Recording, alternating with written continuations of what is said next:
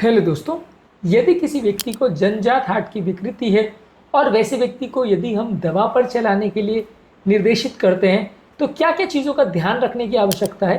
क्योंकि कई बार पेशेंट्स हमारे पास किसी प्रॉब्लम को लेके आता है, कोई कंजेनाइटल शंट या प्रॉब्लम को लेके आता है, हम उसको बोल देते हैं दवा पर चलाओ, लेकिन कई कई बातों का ध्यान रखने की आवश्यकता है। पेशेंट को भी ये चीज़ बताने की आवश्यकता है, नहीं तो अगर ये बातें मिस हो जाती हैं तो लॉन्ग टर्म पेशेंट को प्रॉब्लम होने का अंदेशा है। इसलिए ये सारी चीज़ों के बारे में आज डिस्कस करेंगे, क्या क्या प्रिकॉशंस रखने की ज़रूरत है जब किसी पेशेंट को हम दवा पर रखने की हिदायत देते हैं उसके लिए। टॉपिक इंपॉर्टेंट है हर उस व्यक्ति के लिए जिसको कंजेनाइटल हार्ट डिजीज़ है।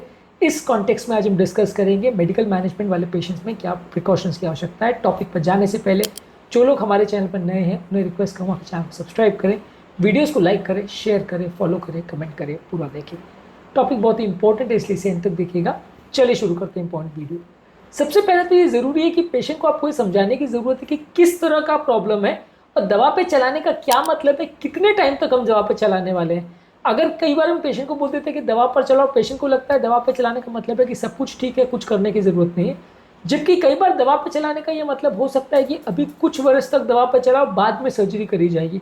तो दवा पे चलाने में आपको पेशेंट को पहले ये समझाने की आवश्यकता है कि बीमारी किस तरह की है, उसमें क्या स्पेसिफिक इश्यूज है, फ्यूचर में प्रॉब्लम आ सकती है या नहीं आ सकती है, आ सकती है तो कौन से टाइप की प्रॉब्लम्स आ सकती है, और दवा पर चलाने का क्या मतलब है, कितने समय तक दवा पर चलाना है, और यदि बाद में अगर सर्जरी करी जाएगी तो किस एज में करी जाएगी, अभी वेट करने का क्या रीज़न है। ये सारी चीज़ों को पेशेंट को समझाना ज़रूरी है। कई बार ये बहुत सारे पेशेंट्स में हमने देखा है जहाँ थोड़े से लेस एजुकेटेड फैमिलीज रहती है, जहाँ पूरा अवेयरनेस उनको नहीं होता, वहाँ उनको डॉक्टर बोल देते हैं कि अभी दवा पे चलाओ, बाद में देखते हैं, और वो 15-20 साल के बाद पेशेंट को लेके आते हैं तब पूरा हार्ट फेल हो चुका होता है, पूरी कंडीशन बिगड़ चुकी होती है।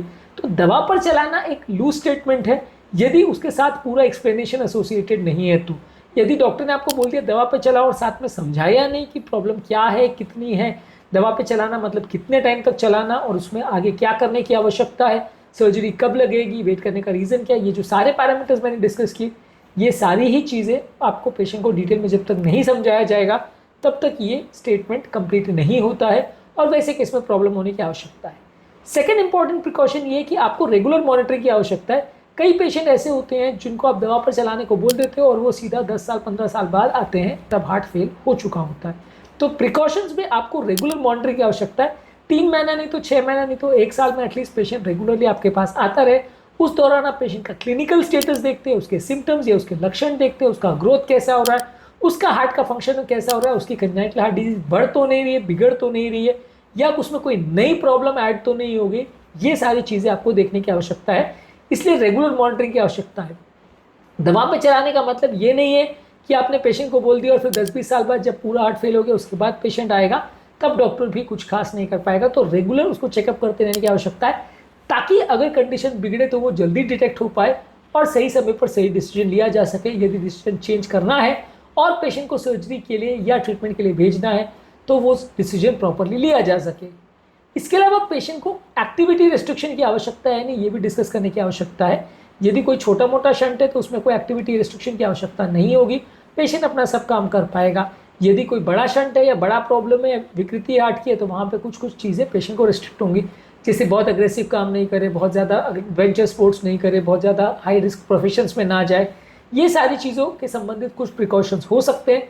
तो ये सारी एक्टिविटी रिस्ट्रिक्शन भी पेशेंट को समझाना आवश्यक है। इसके अलावा पेशेंट की फ्यूचर लाइफस्टाइल के बारे में समझाना ज़रूरी है, पेशेंट की मैरिज के बारे में समझाना ज़रूरी है, पेशेंट की प्रेगनेंसी के बारे में समझाना ज़रूरी है। कई बार आपने पेशेंट को बोल दिया कि बच्चा रहता है, उसको आप बोल देते हैं कि कुछ नहीं दिक्कत होगी, तो फ्यूचर में जब वो बच्चा बड़ा होगा तो जॉब में कर सकता है कि नहीं कर सकता, क्या लिमिटेशंस होंगी, शादी कर सकता है कि नहीं कर सकता, और शादी के बाद सबसे इंपॉर्टेंट इशू है कि बच्चे कर सकता है कि नहीं। यदि बच्चे करता है तो बच्चों को बीमारी ट्रांसमिट होने का क्या चांसेस हैं, बच्चों के लिए क्या मॉनिटरिंग करने की ज़रूरत है, प्रेगनेंसी के दौरान क्या मॉनिटरिंग करने की ज़रूरत है, ये सारी ही चीज़ें आपको पेशेंट को समझाना ज़रूरी है। नहीं तो ये सारी चीज़ें मिस होने से बच्चे को या पेशेंट को फ्यूचर में तकलीफ आने का चांस ज़्यादा होता है। मैरिज रिलेटेड, लाइफस्टाइल रिलेटेड और pregnancy related congenital heart disease में क्या क्या इश्यूज होते हैं, इसको हमने अलग अलग वीडियोज़ में सेपरेटली डिटेल में डिस्कस किया है। ये सारे वीडियोज़ को ज़रूर चेकआउट करें, आपके काफ़ी कॉन्सेप्ट्स क्लियर हो जाएंगे। इसके अलावा अगर पेशेंट को कोई हार्ट फेलियर है या कोई स्पेसिफिक प्रॉब्लम्स है तो आपको उसके लिए दवाइयाँ देने की आवश्यकता है। ज़्यादातर इसमें बड़े लोगों में जो हार्ट फेलियर की दवाइयाँ होती है, जैसे रास इनहिबिटर ग्रुप मेडिसिन, जैसे एस इनहिबिटर ARBs, जैसे beta blockers, mineral receptor antagonist या डेपाग्लिफ्लोजिन, एम्पैग्लिफ्लोजिन, जो भी ग्रुप की मेडिसिन है, ज़्यादातर अडल्ट में जो यूज़ करते हैं लगभग वही तरह की हार्ट फेलियर मेडिसिन हम इनमें यूज़ करते हैं। तो पेशेंट्स को आपको दवाइयों की आवश्यकता है या नहीं, ये डिस्कस करना ज़रूरी है। यदि दवा की आवश्यकता है तो कौन सी दवा कितने डोज में कितने समय तक देनी है, ये सारी चीज़ें आपको प्लान आउट करनी है और पेशेंट को डिस्कस करना ज़रूरी है, ताकि उसको पता रहे कि दवाइयाँ 3 महीने का शॉर्ट कोर्स नहीं है, लाइफ टाइम देना है, कौन कौन सी दवा देना है, क्या क्या डोजेस पे देना है, और फ्यूचर में जैसे जैसे बच्चा बड़ा होगा तो उसकी एज के साथ क्या क्या चेंजेस आएंगे दवाओं के नंबर्स में और डोजेस में, ये सारी चीज़ें भी आपको डिस्कस करनी है। इसके अलावा पेशेंट को इन्फेक्टिव एंडोकार्डिटिस की प्रोफाइलैक्सिस की ज़रूरत है या नहीं, ये डिस्कस करना है। इन्फेक्टिव एंडोकार्डिटिस का प्रोफाइलैक्सिस का मतलब ये है कि जब भी कोई बच्चा कोई कंजाइटल हार्ट डिजीज़ है, उसको अगर कोई भी सर्जरी के लिए या इस तरह के प्रोसीजर के लिए जाता है, जैसे दांतों का एक्सट्रैक्शन हो या कोई और सर्जरी हो, तो उस दौरान शरीर में कीटाणु फैलने की वजह से हार्ट में इन्फेक्शन हो सकता है, जिसे इन्फेक्टिव एंडोकार्डिटिस बोलते हैं, और जिसमें जान का खतरा हो सकता है। ऐसे केस में कई बार कीटाणुनाशक दवाइयाँ पेशेंट को ऑपरेशन से पहले दी जाती है ताकि हार्ट में इन्फेक्शन ना हो, पर ये हर केस में नहीं दी जाती, कुछ केस में दी जाती, कुछ में नहीं दी जाती। तो आपको आपके पेशेंट के हिसाब से ये प्रोफाइलैक्सिस लगेगा या नहीं लगेगा, ये भी पेशेंट को समझाना ज़रूरी है। इन्फेक्टिव एंडोकार्डिटिस होता क्या है और प्रोफाइलैक्सिस क्यों दी जाती है, कब दी जाती है, ये भी थोड़ा पेशेंट को पता होना चाहिए। इसके अलावा पेशेंट को खून पतला करने की दवा की ज़रूरत है नहीं, खासकर अगर बच्चे को कोई रिदम रिलेटेड प्रॉब्लम है, उसको एट्रियल फिब्रिलेशन वगैरह है, या हार्ट का पंपिंग बहुत वीक है, उसमें क्लॉट बनने का अंदेशा है, तो वहाँ पे खून पतला करने की दवा देने की ज़रूरत है। ये दवा कितने डोज पे दी जाएगी, कितने टाइम तक दी जाएगी, कैसे मॉनिटरिंग करी जाएगी, ये सारे क्वेश्चंस इसके साथ आ जाते हैं। तो ये सारी चीज़ों पर भी विशेष फोकस करना ज़रूरी है।